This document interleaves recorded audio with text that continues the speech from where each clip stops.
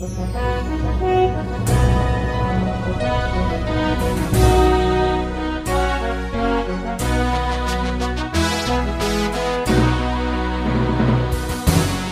bagi saudara sekalian. Marilah kita siapkan hati dan pikiran kita untuk mendengarkan firman Tuhan. Kita berdoa. Damai sejahtera Allah yang melampaui segala akal, itulah yang memelihara hati dan pikiranmu di dalam Kristus Yesus Tuhan kita. Amin.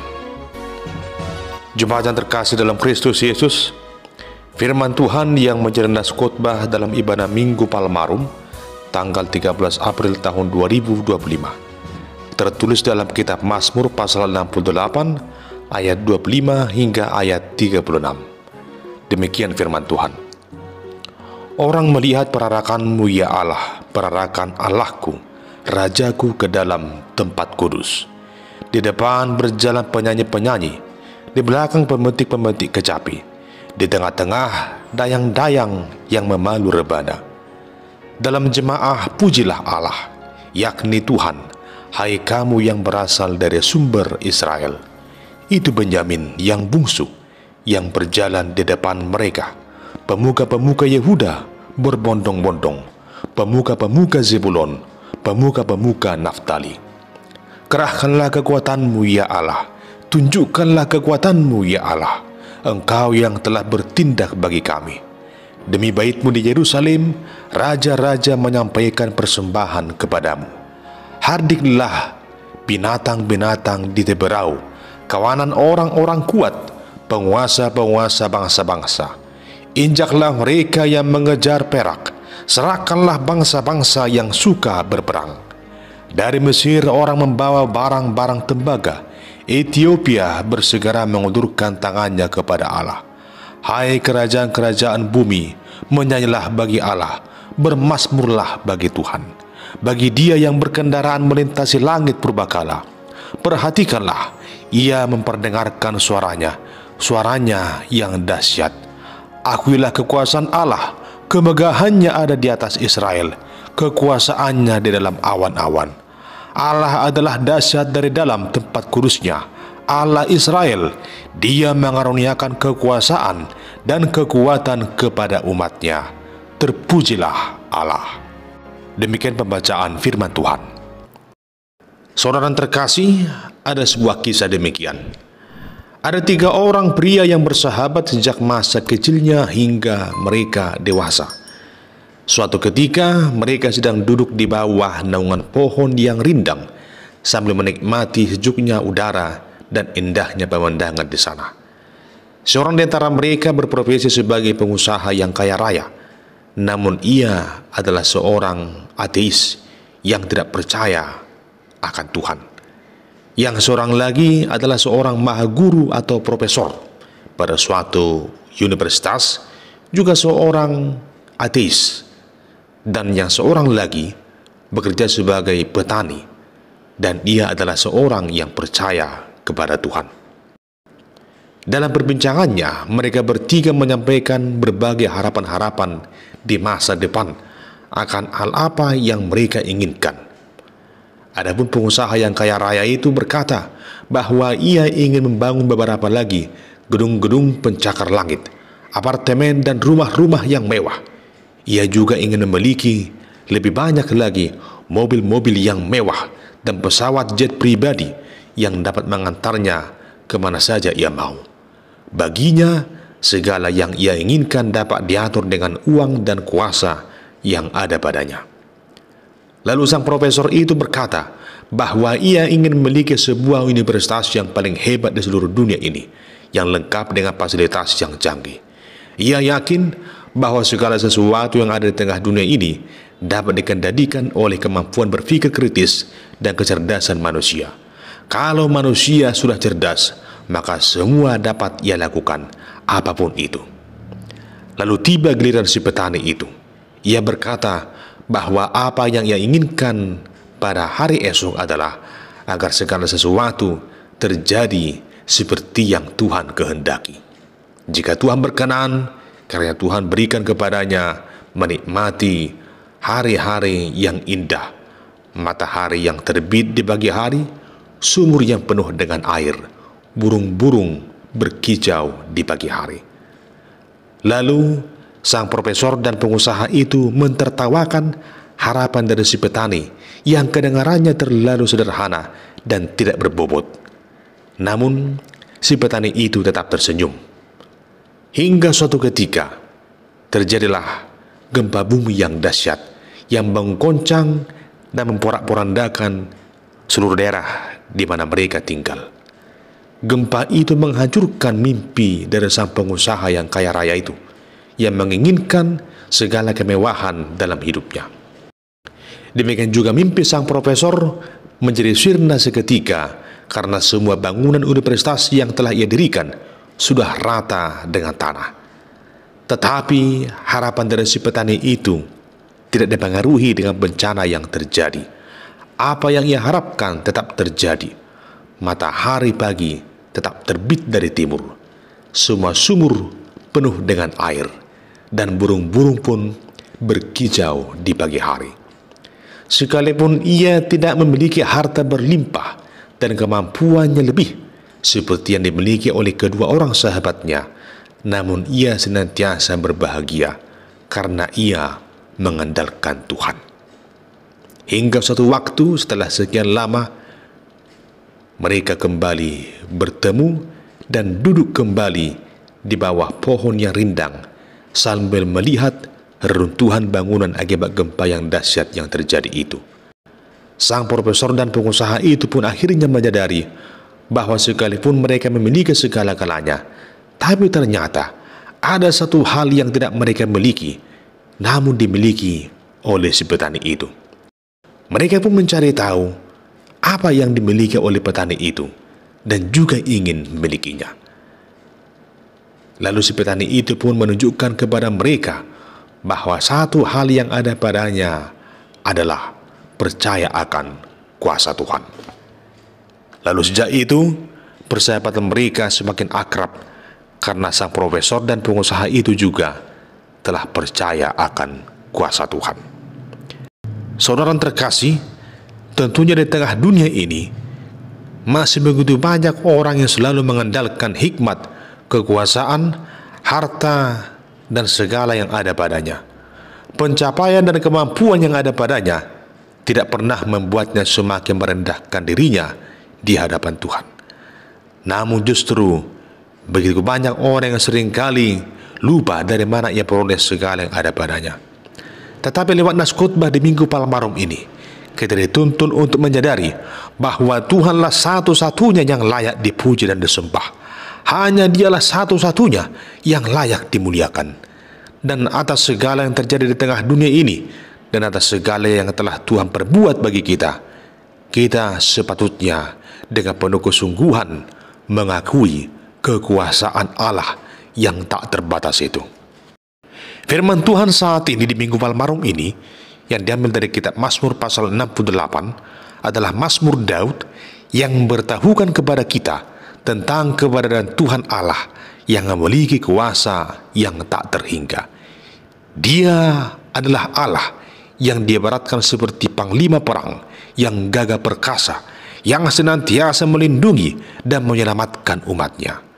Kuasa Allah yang luar biasa itu telah membuat terserak semua musuh-musuhnya, yaitu semua orang yang benci akan ketetapannya. Orang-orang fasik menjadi binasa di hadapan Allah, namun orang yang benar senantiasa bersuka cita di hadapan Allah. Tuhan Allah telah memberikan kemenangan atas umatnya, dan dalam luapan yang penuh sukacita itu, maka seluruh orang percaya berarak-arakan menyanyikan pujian bagi Allah yang berkuasa itu. Terkhusus dalam Mazmur pasal 68 ini, umat Israel diajak memuji Tuhan yang layak diagungkan dan disembah di seluruh dunia ini. Dialah Tuhan yang telah menyelamatkan dan meluputkan umatnya dari maut. Dia adalah Tuhan yang senantiasa peduli kepada umatnya. Dia adalah Tuhan yang berkuasa, yang selalu menjaga kenyamanan hidup umatnya. Dia adalah Tuhan yang sanggup menyembuhkan umatnya dari segala sakit penyakit, bahkan meluputkan umatnya dari ancaman kematian. Apa yang Tuhan perbuat lewat keagungannya hendak menunjukkan betapa Ia sangat peduli dan sungguh sangat mengasihi umat kepunyaannya itu. Dialah Tuhan yang mengaruniakan kekuasaan dan kekuatan kepada umat yang Ia kasihi itu. Saudara terkasih, Mazmur ini mengajar kita untuk datang kepada Allah dalam segala keadaan, secara khusus dikala hidup kita syarat dengan berbagai beban yang begitu menekan. Jangan pernah melupakan Tuhan sebagai sumber pertolongan satu-satunya. Sebagai umat yang telah merasakan beragam karya keselamatan dari Tuhan Allah, maka selayaknya kita ikut turut ambil bagian dalam arak-arakan untuk menyampaikan pujian bagi Tuhan. Bagaimana dengan kita saat ini? Apakah lewat pengenalan kita akan Tuhan dan atas segala yang telah Ia perbuat, telah membuat kita semakin lebih dekat dan sungguh-sungguh menyembahnya? Apakah kita semakin termotivasi untuk mengagungkan kuasa Allah? Tentunya segala yang telah diperbuat oleh Tuhan patut kita rayakan dengan pujian, sembah, dan ucapan syukur. Semua orang dari manapun dan dimanapun hendaknya turut serta dalam arak-arakan memuliakan Tuhan, sebab Tuhan adalah Tuhan yang penuh kuasa, Tuhan yang sungguh hadir dan menyatakan hadiratnya dimanapun Ia kehendaki. Tuhan bukanlah hanya Tuhan bagi satu-satu suku tertentu, namun Dia adalah Tuhan Allah bagi seluruh alam semesta yang telah Ia jadikan. Saudara terkasih, perjalanan hidup setiap orang, terlebih umat Tuhan, tidak terlepas dari campur tangan dan pelbagai perbuatannya yang ajaib dan sungguh dahsyat itu. Maka untuk itu sikap hidup kita selayaknya lah mengandalkan Tuhan dalam setiap langkah perjalanan hidup kita. Jangan pernah bergantung pada kekuatan diri sendiri. Jangan pernah menaruh harap pada hikmat dan kuasa dunia ini. Namun jadikanlah Tuhan menjadi yang pertama dan terutama dalam kehidupan saudara. Kita harus yakin bahwa masa hidup kita dan segala yang kita miliki dalam hidup ini hanya ada di tangan kuasa Tuhan saja. Demikian juga segala masalah atau perilaku yang jahat yang datang hendak menerpa hidup kita, semua itu hanya dapat dilenyapkan oleh kuasa Tuhan semata. Kita ini adalah manusia yang memiliki keterbatasan, namun Tuhan adalah pribadi yang berkuasa yang tidak terbatas. Tidak ada yang dapat kita lakukan untuk mendatangkan keselamatan bagi kita, melainkan hanya Tuhan sajalah satu-satunya sumber keselamatan yang sejati. Hanya Tuhanlah sumber kasih setia yang abadi. Hanya Tuhanlah satu-satunya penasihat yang ajaib yang mampu memberikan solusi atas segala masalah hidup kita. Dan tentunya hanya Tuhanlah satu-satunya pribadi yang layak kita puja dan sembah. Kita perlu mengingat firman Tuhan yang tertulis dalam Yeremia pasal 17 ayat 7. Diberkatilah orang yang mengandalkan Tuhan, yang menaruh harapannya kepada Tuhan. Maka dengan itu kita harus mengandalkan Tuhan dalam setiap perjalanan hidup kita. Saudara terkasih, saat ini kita tiba di Minggu Palmarum. Sebagaimana arti dari Minggu Palmarum yang mengingatkan kita akan peristiwa di saat Yesus memasuki kota Yerusalem dalam rangka menggenapi nubuat tentang dirinya, di mana Sang Mesias akan mengalami penderitaan. Adapun kisah kedatangan Tuhan Yesus ke Yerusalem bukanlah hendak menunjukkan keagungannya sebagai seorang raja yang naik di atas kuda perang, namun justru Ia menaiki seekor keledai betina. Hal itu menunjukkan bahwa kedatangannya adalah kedatangan yang membawa damai. Kehadirannya ke Yerusalem bukan hendak mendirikan kerajaan sebagaimana yang diharapkan oleh orang banyak pada zaman itu. Namun lebih daripada itu, Ia hendak menghadirkan kerajaan Allah yang merintah di seluruh dunia ini, yang dinyatakan lewat kehadirannya dan pengorbanannya di tengah dunia ini. Di saat Yesus memasuki kota Yerusalem, para orang banyak berarak-arakan menyambutnya dengan sukacita, dengan penuh kegirangan, hingga luapan sukacita itu tak dapat lagi dibendung. Dan sebagai tanda sukacita dan penghormatan akan hadirnya Sang Mesias ke kota Yerusalem, mereka menghamparkan pakaiannya di jalan. Dan juga ada yang memotong ranting-ranting dari pohon palem dan menebarkannya di jalan. Dan orang-orang yang mengikutinya menyerukan, Hosana bagi anak Daud. Saudara terkasih, melalui suasana Minggu Palmarum ini, khususnya menjelang peringatan peristiwa penyaliban Tuhan Yesus di kayu salib, kita dituntun untuk merenungkan perjalanan hidup kita ini yang tak luput dari dosa-dosa dan beragam permasalahan yang datang silih berganti. Atas semua itu, kita harus menyadari bahwa kita adalah manusia yang sangat terbatas, di mana tak satu pun dapat kita lakukan untuk melepaskan kita dari hukuman akibat dosa itu sendiri. Segala perbuatan kita dan dosa-dosa kita telah membuat kita meratap dalam kesedihan, dalam perasaan takut, dalam perasaan bersalah, dan dikucilkan menjadi bagian hidup kita oleh karena dosa itu sendiri. Tentu kita tidak mau terlarut dalam situasi yang pahit itu. Kita mau hidup dibebaskan dari kungkungan dosa dan maut itu. Dan saat ini, di Minggu Palmarum ini, kita mengingat saat di mana Yesus memasuki kota Yerusalem, ia disambut dengan sorakan Hosana, yang artinya selamatkanlah kami. Sebagaimana bangsa Israel berseru agar Tuhan menyelamatkan mereka, demikianlah kita berseru memohon keselamatan dari Tuhan atas segala dosa-dosa kita, dari segala keluh kesah, kesedihan, masalah, sakit penyakit, dan berbagai pergumulan yang kita hadapi saat ini. Kita yang berseru Hosana bagi anak Daud harus benar-benar mengakui kekuasaannya yang sungguh sempurna dan sanggup menyelamatkan kita. Untuk itu, jangan pernah menyia-nyiakan kedatangan Tuhan dalam kehidupanmu.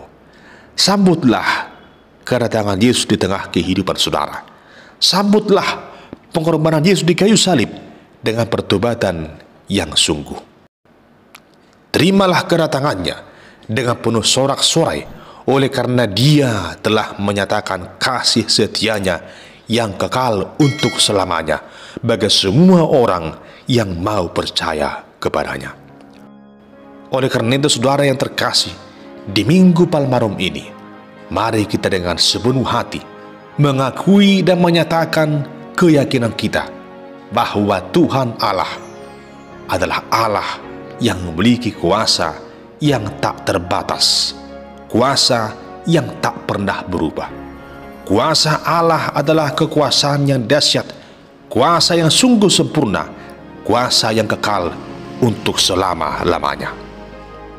Kuasa Allah tak dapat dibandingkan dengan kuasa apapun juga di tengah dunia ini. Mari berarak-arakan menyambut kekuasaan Allah yang dinyatakan dalam Kristus Yesus di tengah-tengah pengorbanannya di kayu salib.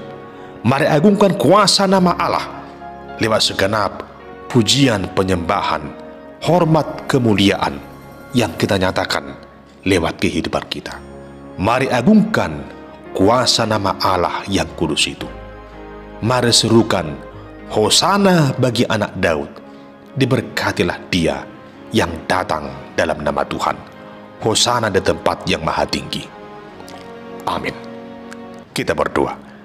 Ya Tuhan Allah Bapa di surga, Engkaulah Tuhan yang maha kuasa di atas segala-galanya. Kami bersyukur atas segala kasih setia dan rahmat-Mu yang abadi, yang telah menebus kami dari dosa dan maut lewat Kristus, yang telah menyatakan kasih dan kuasanya lewat pengorbanannya. Tuntun kami ya Tuhan untuk selalu mensyukuri, mengagungkan kuasa-Mu yang sungguh sempurna dan tak terbatas. Terpujilah nama-Mu kekal sampai selamanya. Amin.